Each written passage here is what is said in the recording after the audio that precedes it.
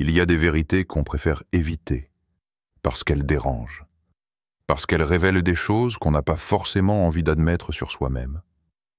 Pourtant, si tu es de ceux qui aiment rester à la maison, si tu ressens ce besoin presque vital d'avoir ton espace, ton silence, ton refuge, alors ce que je vais te dire risque de t'ébranler. Dans un monde qui glorifie l'extroversion, l'agitation, les sorties, les voyages et l'exposition constante, toi, tu fais partie de ceux qui choisissent que l'inverse. On pourrait croire que c'est de la paresse, de la timidité, un manque d'initiative. Mais ce n'est pas ça. En réalité, c'est bien plus profond. Rester chez toi n'est pas une faiblesse, c'est une révélation sur ta véritable nature. On t'appelle peut-être casanier, réservé, trop tranquille. Certains te jugent, d'autres ne comprennent pas. Mais ce qu'ils ignorent, c'est que derrière ce choix se cachent des vérités puissantes, des vérités qui définissent qui tu es vraiment. Et si tu écoutes attentivement ce que je vais partager avec toi, tu risques de découvrir des facettes de toi-même que tu n'avais jamais mises en mots. Car la maison, pour toi, ce n'est pas juste 4 murs. C'est ton royaume, ton sanctuaire, ton espace sacré. C'est là que tu ressens la sécurité, la clarté, la connexion avec ton être profond. Pendant que la foule court dehors, toi, tu entres en toi-même. Et c'est là que réside ton pouvoir. Mais attention, ces vérités ne sont pas confortables. Certaines risquent de te surprendre. Elles peuvent même te donner l'impression que je parle directement de toi, comme si je connaissais des détails intimes de ta vie. Ce n'est pas de la magie. C'est simplement que les chosen ones, ceux qui aiment rester à la maison, partagent souvent les mêmes signes, les mêmes ressentis, les mêmes blessures et les mêmes forces cachées. Aujourd'hui, je vais t'en révéler 6. 6 vérités qui vont résonner en toi comme un miroir que tu n'attendais pas. 6 vérités qui expliquent pourquoi tu es différent, pourquoi tu ressens ce besoin de te retirer du bruit, pourquoi tu trouves ta force là où d'autres voient une faiblesse. Alors, reste jusqu'au bout, parce que si tu as toujours eu l'impression de ne pas être comme les autres, si tu t'es déjà demandé pourquoi tu préfères ton cocon au vacarme extérieur, cette vidéo pourrait bien te faire réaliser quelque chose de bouleversant. Tu n'es pas trop calme, tu n'es pas en retrait, tu es peut-être un élu, un chosen one. Vérité numéro 1. Tu as construit ton royaume intérieur, environ 3500 caractères. Ta maison n'est pas un simple lieu de passage. Pour toi, ce n'est pas juste l'endroit où tu dors, manges ou regardes des séries. Non, ton espace est bien plus profond que ça. Il est devenu ton royaume intérieur, ton territoire sacré, celui que tu as façonné à ton image, consciemment ou inconsciemment. Pendant que beaucoup cherchent leur identité dans le regard des autres, toi, tu l'as bâti entre tes murs. Chaque objet, chaque livre, chaque plante, chaque détail de ton environnement porte ton empreinte. Ce n'est pas un décor figé. C'est une extension de toi-même. Quand tu fermes la porte derrière toi, quelque chose change. Le brouhaha du monde extérieur s'éteint. Les masques sociaux tombent.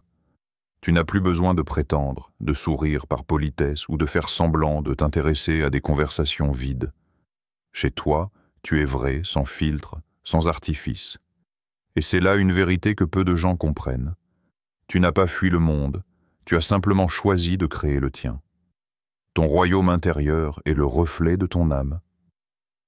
Tu y as installé la paix que tu ne trouves pas dehors, l'ordre que le chaos extérieur ne te donne jamais, la chaleur qui manque souvent dans les relations superficielles. Certains pensent que tu t'enfermes, mais la réalité, c'est que tu t'ouvres à toi-même. Ton royaume n'est pas une prison, c'est une forteresse. Et dans cette forteresse, tu découvres quelque chose d'inestimable, ton propre pouvoir. Parce que dans ce silence, dans ce cocon, tu retrouves ton énergie. Tu te recentres, tu guéris. Le monde extérieur t'épuise parfois, te draine, t'impose son rythme, ses exigences, ses masques. Mais chez toi, tu reprends le contrôle. Tu poses les règles. Tu décides de ce qui entre. Les sons, les images, les personnes, les énergies. Tu décides aussi de ce qui reste dehors. Et si tu observes bien, tu verras que tout le monde n'a pas cette capacité. Beaucoup ont peur de rester seuls chez eux. Ils fuient dans le bruit, dans les sorties, dans l'agitation. Ils remplissent leur emploi du temps pour éviter de se retrouver face à eux-mêmes. Mais toi, tu as franchi une étape que peu osent franchir. Tu as appris à aimer ton propre espace, à aimer ta propre présence. C'est ça la première vérité. Tu n'es pas passif. Tu n'es pas isolé. Tu es un créateur. Tu as bâti un royaume invisible, un royaume intérieur que personne ne peut détruire. Et ce royaume te protège. Tu veux savoir le plus beau dans tout ça? Plus tu passes du temps dans ton royaume, plus tu te découvres. Tes goûts deviennent clairs. Tes pensées s'affinent. Ton intuition s'aiguise. Tu apprends à distinguer ce qui est essentiel de ce qui est superficiel. Ton intérieur devient ton miroir. Alors oui, certains te diront que tu passes trop de temps à la maison. Mais ce qu'ils ne savent pas, c'est qu'ils parlent à quelqu'un qui a trouvé son temple, son sanctuaire. Quelqu'un qui sait que la vraie liberté ne se mesure pas au nombre de kilomètres parcourus, mais à la qualité de l'espace que l'on habite et que l'on incarne. Et si tu te reconnais dans ces mots, rappelle-toi ceci. Ton royaume intérieur n'est pas une faiblesse. C'est une preuve de ta profondeur. C'est le signe que tu n'as pas besoin du monde extérieur pour exister. Parce que tu as déjà trouvé en toi un univers complet. Mais tu n'es que deux. Ton énergie sociale est précieuse et limitée, environ 3500 caractères. Il y a quelque chose que tu as compris, parfois sans même savoir l'expliquer. Ton énergie sociale n'est pas illimitée. Chaque interaction, chaque rencontre, chaque sortie te coûte. Là où d'autres semblent se nourrir du bruit, des discussions, de la foule, toi, tu ressors vidé. Comme si chaque sourire, chaque mot échangé te demandait un effort invisible. Tu n'es pas asocial, tu n'es pas froid, tu n'es pas distant. Tu es simplement conscient que ton énergie est une ressource rare, un trésor que tu ne peux pas dilapider dans n'importe quelle conversation, dans n'importe quelle compagnie. Tu as compris que donner de toi-même, c'est comme allumer une flamme, et qu'à force d'allumer des bougies pour les autres, ta propre lumière peut s'éteindre. Voilà pourquoi tu choisis de rester souvent à la maison. Non pas pour fuir, mais pour protéger ton énergie. Parce que tu sais que ce n'est pas une source infinie. Que chaque « oui » que tu dis à une soirée inutile est un « non » que tu dis à ton propre repos, à ton propre équilibre. Et cette vérité frappe fort. Le monde ne comprend pas toujours cette logique. On te dit « Viens, ça va te faire du bien ». Tu devrais sortir plus. Tu es trop fermé. Mais toi, tu sais qu'au fond, ce n'est pas vrai. Tu n'as pas besoin d'être constamment entouré pour être bien. Tu as besoin de choisir avec soin quand et avec qui tu veux partager ton énergie. Car il existe une différence immense entre les relations superficielles et les relations vraies. Dans les premières, tu donnes ton énergie sans retour. Tu souris, tu écoutes, tu fais semblant, mais à l'intérieur, tu te sens vidé. Dans les secondes, au contraire, ton énergie se régénère, se multiplie, parce que l'échange est sincère, profond, équilibré. Et c'est précisément parce que tu as appris à sentir cette différence que tu refuses de gaspiller ton temps. Tu préfères rester à la maison, seul avec toi-même, plutôt que d'investir ton énergie dans des liens qui ne t'apportent rien. Beaucoup pensent que tu es distant, mais en réalité, tu es sélectif. Tu sais que ton énergie sociale est comme une monnaie précieuse. Tu ne peux pas la distribuer à tout le monde, sinon elle perd sa valeur. Tu la gardes pour les personnes qui comptent, pour les moments qui en valent la peine, pour les échanges qui te nourrissent réellement. Et c'est là que tu te distingues. Tu n'as pas peur de dire non.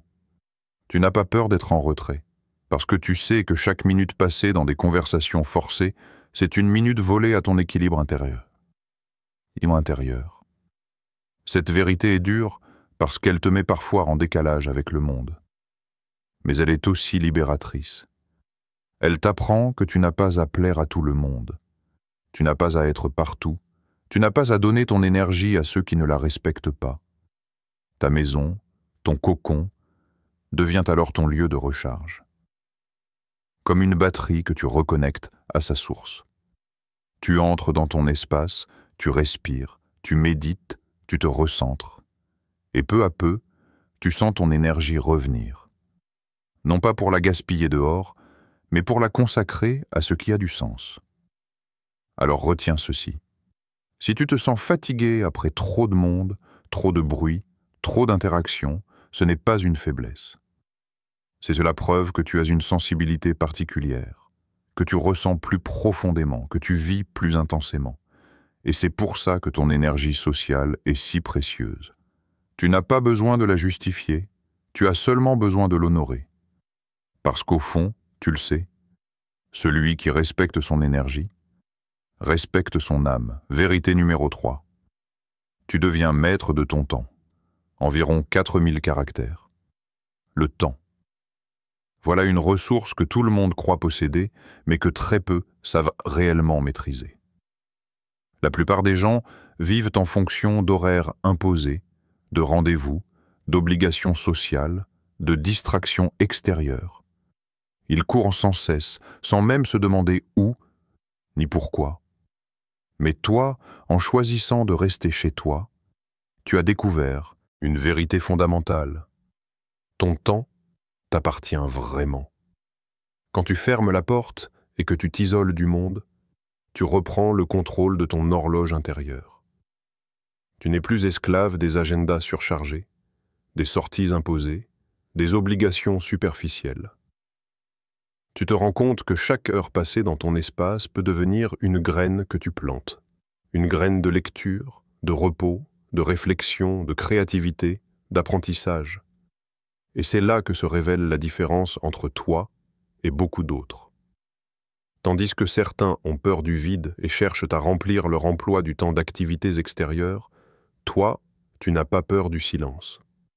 Tu n'as pas peur de t'asseoir avec toi-même et de voir le temps passer.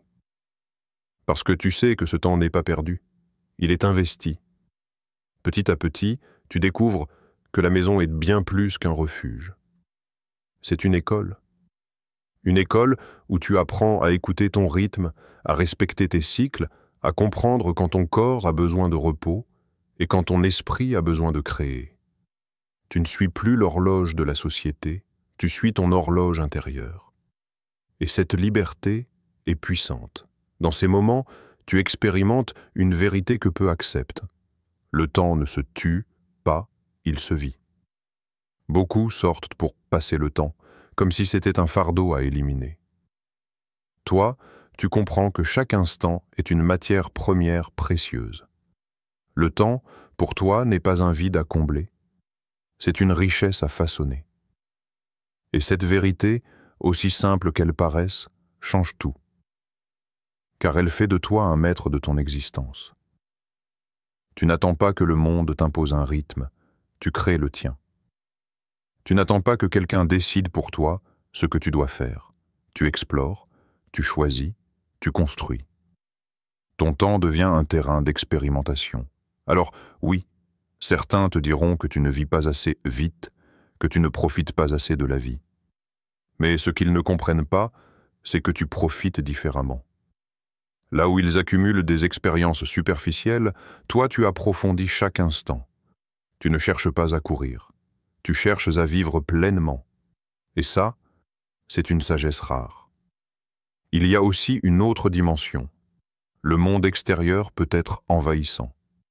Notifications, sollicitations, obligations, on t'impose d'être disponible, réactif, présent partout en même temps.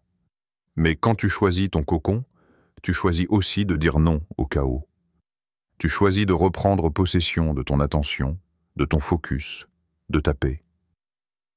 Et ça, c'est une forme de résistance silencieuse mais puissante. Tu as sans doute remarqué que c'est dans ces moments de calme que tes meilleures idées apparaissent, que tes intuitions se révèlent, que tu comprends enfin des choses que tu ne voyais pas dans la course quotidienne. Parce que le temps, quand il est respecté, devient un espace de révélation. C'est kikik obay.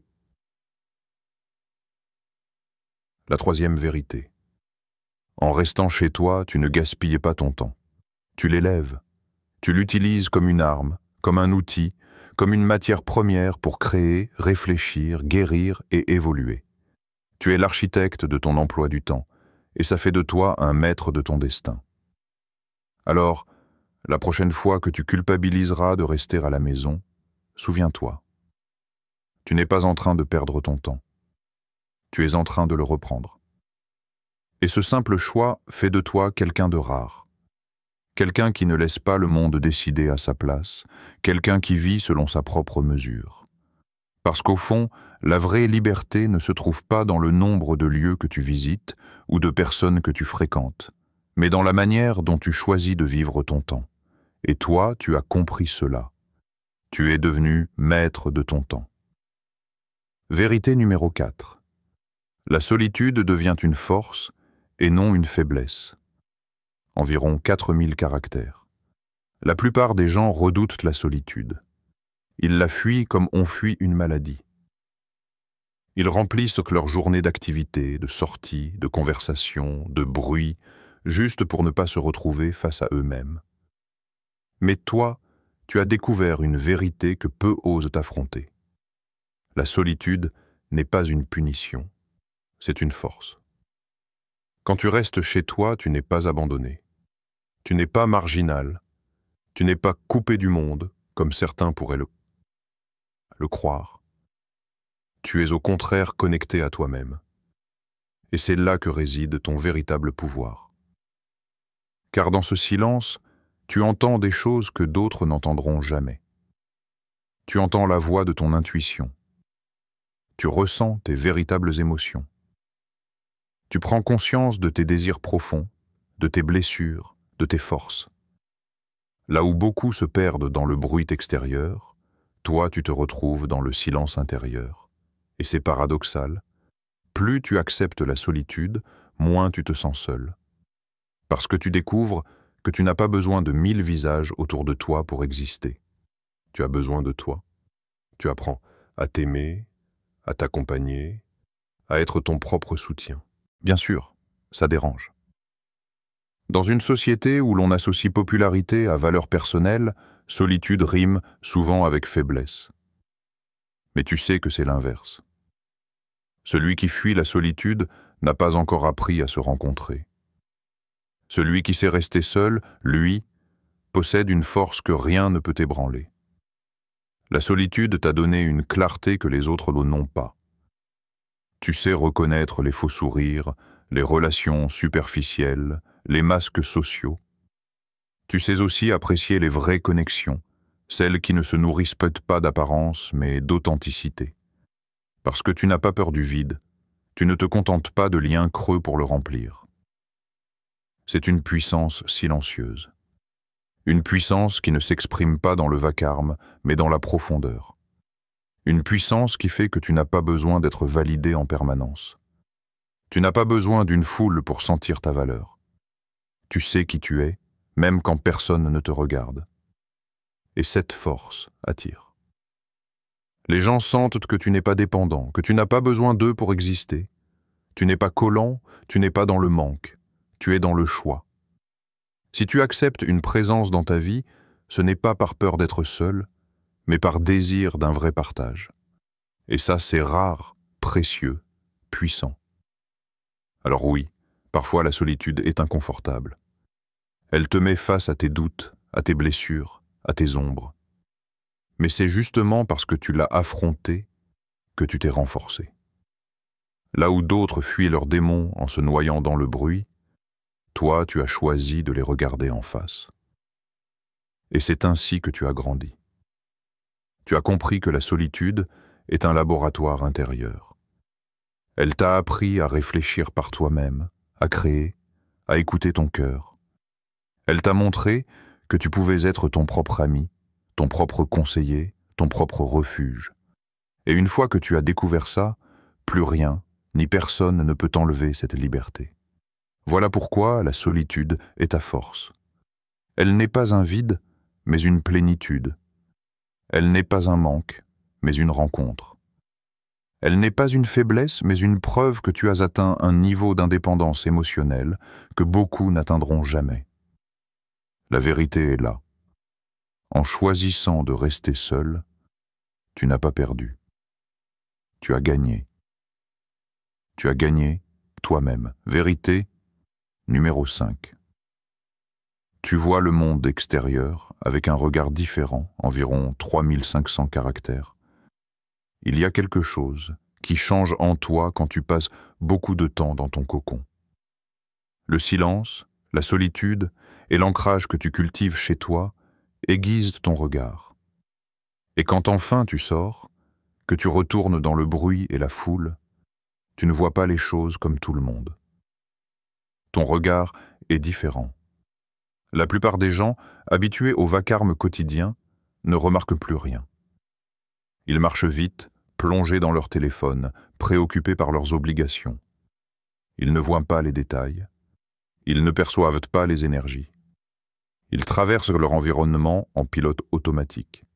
Mais toi, parce que tu as appris à observer dans le silence, tu vois les attitudes, les tensions invisibles, les faux sourires forcés. Tu ressens quand une ambiance est lourde, quand une conversation sonne creux, quand une personne joue un rôle.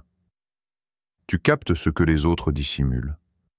Ton temps d'introspection a affiné ton intuition. Mais ce n'est pas que le négatif que tu perçois. Tu remarques aussi les beautés discrètes, le sourire sincère d'un inconnu, le geste tendre entre deux personnes, un détail de la nature au coin d'une rue que personne ne prend le temps de regarder. Tu vois ce que le rythme effréné du monde empêche les autres de voir. Et cette différence change ta relation au monde extérieur. Là où certains cherchent à s'y perdre, toi tu l'observes. Tu n'es pas totalement dedans, tu es un pas à côté, comme un témoin lucide. Tu regardes la société non pas comme une évidence, mais comme une scène dont tu peux analyser les mécanismes. C'est pour ça que souvent tu te sens en décalage. Pas parce que tu n'as pas ta place, mais parce que tu ne te fonds pas dans le moule. Tu n'es pas emporté par le flux. Tu as pris assez de recul pour voir les fissures, les incohérences, mais aussi les éclats de beauté que la majorité ignore. Et quelque part, ce regard est une bénédiction, car il te protège. Il te permet de choisir avec qui tu veux réellement marcher, à quoi tu veux vraiment participer. Il t'évite de tomber dans les pièges de la superficialité. Il te rend plus sélectif, plus conscient, plus éveillé, mais ce don a aussi un prix. Parfois, tu aimerais voir les choses comme tout le monde, sans analyser, sans ressentir autant. Parfois, ton hypersensibilité te fatigue. Mais au fond, tu sais que c'est une richesse. Tu sais que voir le monde différemment, c'est aussi voir la vérité que d'autres refusent de regarder. Voilà la 5e vérité. En passant du temps à la maison, tu n'as pas perdu ton lien avec le monde, tu l'as transformé. Tu n'es plus un simple consommateur de distractions. Tu es devenu un observateur, un lecteur d'énergie, quelqu'un qui voit au-delà des apparences. Et c'est précisément ce regard qui te distingue. Tu n'as pas besoin de vivre dans l'agitation permanente pour comprendre la vie. Parce que tu as appris à la voir depuis un angle que peu connaissent, celui du recul, de la conscience, de la profondeur. Vérité numéro 6. Tu développes des talents cachés sans même t'en rendre compte, environ 3500 caractères. Il se passe quelque chose d'étonnant quand tu passes beaucoup de temps à la maison. Tu découvres en toi des facettes que tu ne soupçonnais pas. Là où d'autres s'épuisent à courir partout, toi, dans ton cocon, tu laisses émerger des trésors intérieurs. Tu développes des talents sans même t'en rendre compte. Au début, tu n'y prêtes peut-être pas attention. Tu te dis que tu t'occupes, que tu passes le temps. Mais en réalité, chaque instant passé dans ton espace est fertile. Tu expérimentes, tu explores, tu crées, et sans le savoir, tu fais grandir des compétences que beaucoup n'auront jamais, simplement parce qu'ils ne prennent pas le temps de s'arrêter. Peut-être que tu t'es mise à écrire tes pensées dans un carnet. Au fil des pages, sans t'en rendre compte, ton style s'affine, ta plume devient plus fluide. Peut-être que tu cuisines, que tu testes des recettes et que tu développes un véritable savoir-faire culinaire. Peut-être que tu dessines, que tu peins, que tu bricoles, que tu codes, que tu médites, que tu observes. Peu importe la forme, ton temps à la maison devient un terreau de créativité. Et le plus puissant, c'est que tu n'as pas cherché à réussir dans ces activités. Tu les as faites pour toi, pour ton plaisir, pour ta paix intérieure. Ce qui veut dire que tes talents se développent sans pression, de manière naturelle et authentique. C'est ce qui leur donne une profondeur unique. Là où d'autres courent après la reconnaissance, toi, tu découvres la richesse de la pratique. Tu apprends pour toi, tu crées pour toi, tu avances à ton rythme. Et c'est ainsi que tes dons prennent racine. En réalité, tu es en train d'expérimenter une vérité que beaucoup ignorent. La créativité naît dans le silence.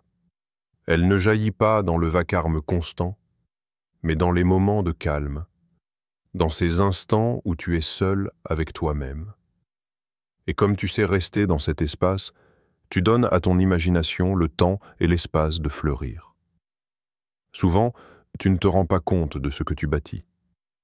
Mais un jour, quelqu'un lira tes mots, goûtera à tes plats, écoutera tes idées et te dira « Mais tu as un vrai talent !»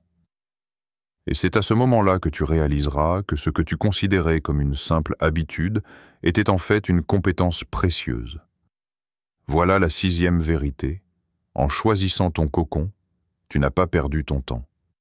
Tu l'as investi dans toi-même. Tu as nourri des dons qui ne demandent qu'à s'exprimer.